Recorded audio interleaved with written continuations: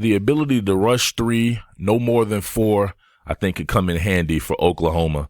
Oklahoma has a better pass rush than Georgia to me, right? It doesn't have a better defense by any stretch of the imagination, but it has a better inherent pass rush. These guys get after it.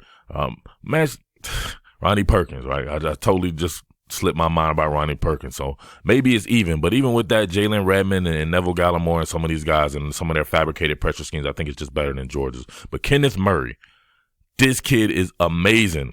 Freakishly talented kid with some crazy closing speed. This TCU quarterback is a better athlete than even Jugular Joe Burrow is, right? So they use Kenneth Murray to spy. You see right here them flushing the pocket,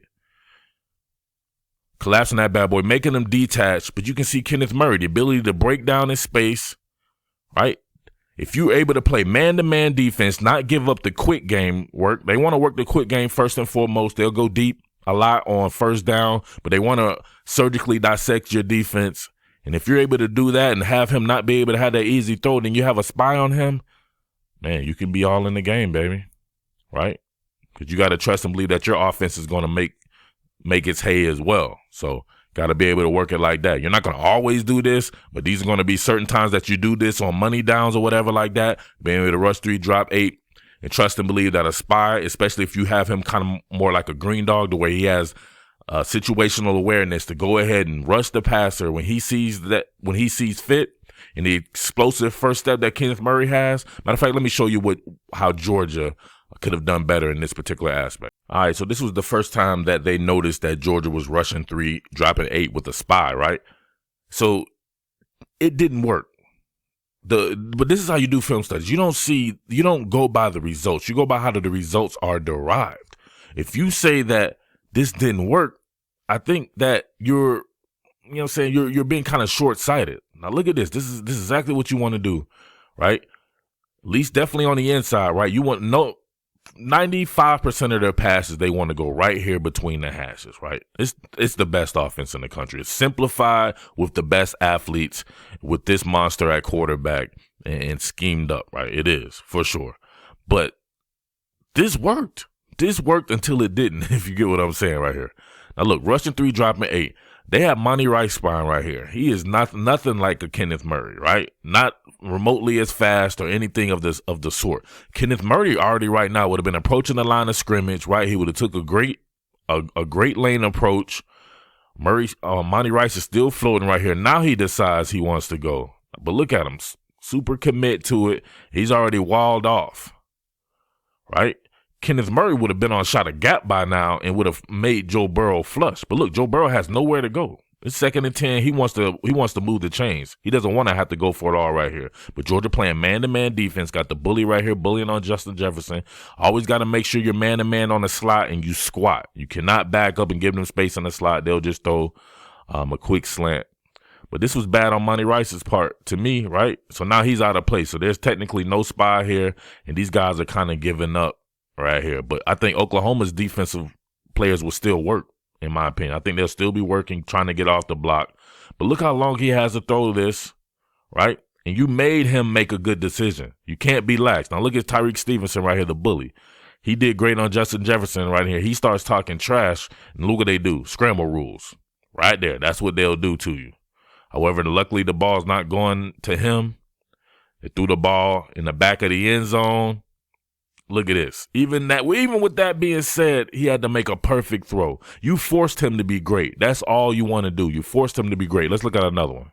All right, this time you're rushing 4 with a second level send. With this time the strong safety, J.R. Reed, he drops down and he becomes a spy. Now this time it worked. Pretty much an organic rush. It's just 4 guys rushing. But what happens? What'd I tell you? Hands-on man, you got to get hands-on man right here. And if you are off, you have to squat. You cannot bail. A lot of these guys are bail out because they're afraid to get beat deep. Georgia doesn't have those type of issues, right? Georgia's got a super fast defense with a bunch of super fast cornerbacks. So they're able to squat. See them squatting?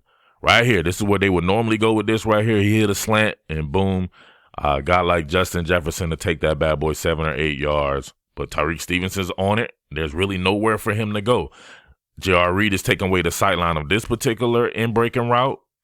You got Richard LeCount crashing down on that from his free safety position. There's nowhere to go. Nowhere to go right now, and the pocket's starting to collapse, so Joe Burrow now has to get the F out of Dodge. Now look at him.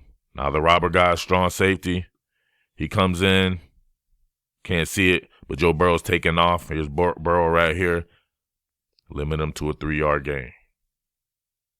All right, so check this out. They work out of these bunch formations with these cut splits. This time Georgia's third different spy, Adam Anderson. So he would be the more athletic if you were going between him and Monty Rice, but he's a little bit bigger, so he's able to probably corral a guy like Joe Burrow a little bit better. But he's an edge player. Kenneth Murray is a second-level linebacker, right? He's meant to do this. This edge player right here, not necessarily meant to do this. He's just a very good athlete. But he's also extremely inexperienced. He doesn't play that much. They were literally bringing guys in just to have them play certain roles, which I give kudos to Georgia for. But you see right here, he's spying. So he takes a good lane approach right here. He cuts the depth off, so just in case he has to go. But here's his problem. He doesn't have a good feel for the game yet. Right now, he needs to already be in motion. He's just not going in motion. A guy like Kenneth Murray, that first step, he'd already be halfway there. And look how close he is to making this. Look at this. Joe Burrow just gets that bad boy off.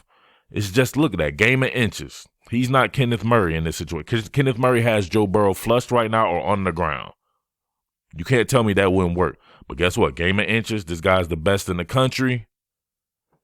End up finding a guy. Got to be on your P's and Q's.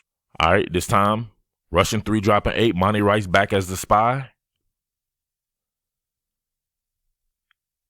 Front-facing play action fake. Man-to-man. Across the board. Can't be playing that zone stuff.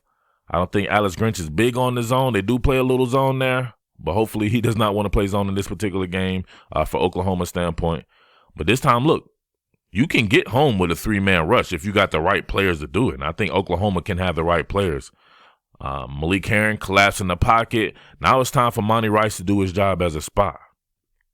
He's got to have that alert on right there. But look at him. He commits, and Burrow's a hell of a runner. He tries to go out the back door. Just so happens Tyler Clark does his job, keeping contained. So this worked. This absolutely worked. Monty Rice not fast like Kenneth Murray. This is a sack with Kenneth Murray. But Burrow's able to kind of get out of it a little bit and throw the ball away. But that worked. And this is off of a tired Georgia defense where the offense was not giving it any help. I expect Oklahoma's offense to give it a lot of help. All right, here's what I don't like. Just flat out blitzes on Joe Burrow, right? Instead of him kind of spying right here, he just goes for it. You know what Burrow does? He's Jugular Joe Burrow, always going for the jugular vein. He baits him, cooks him, right? Spins him out the frame. He's still going. Look at him. Muscle relaxed him. He's done. Now, guess what? You've let go of your rush integrity. Burrow out the back door, 88 out the gate, moving the chain. Come on, man. All right, Oklahoma definitely known under Dr. Alex Grinch for these wraps and stunts. You get a double wrap going on right here to where you have a second-level player, Adam Anderson, your spy guy. He's coming on a wrap as well. I don't like this either. Got to maintain somebody right here to just spy. Just got to do it. He's just too damn great of a quarterback with a great feel for the pocket to be able to escape and just damage you that way. So you don't want to get damaged in that manner.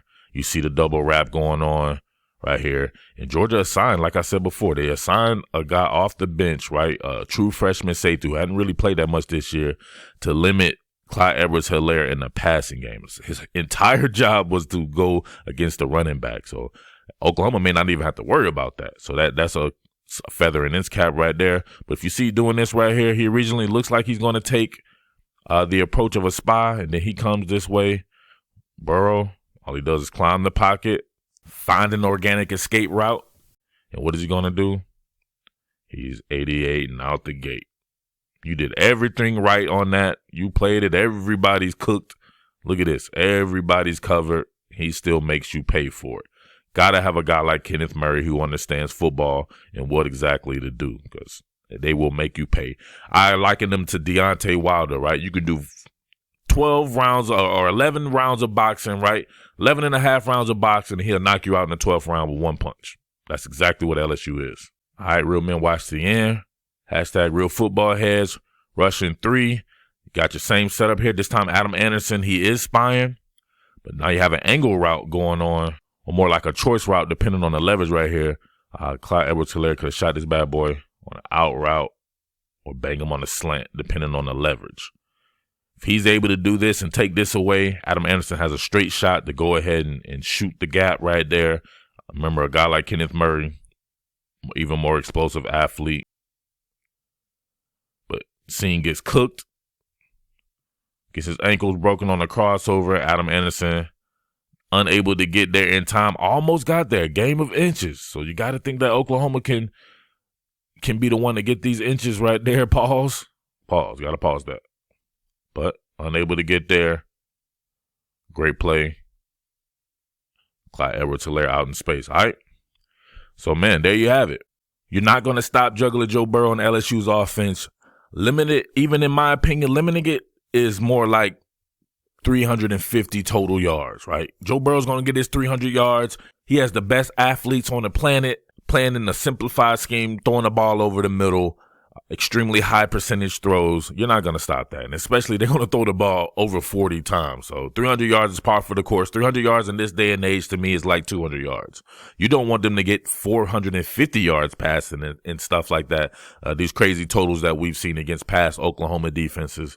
And I'm not so sure that they're going to be able to do that against Oklahoma's defense, especially if they were to play something like this, right? But even if they do, I have a lot of confidence in Oklahoma's offense to where I think that they can make a game of it. So there it is to me.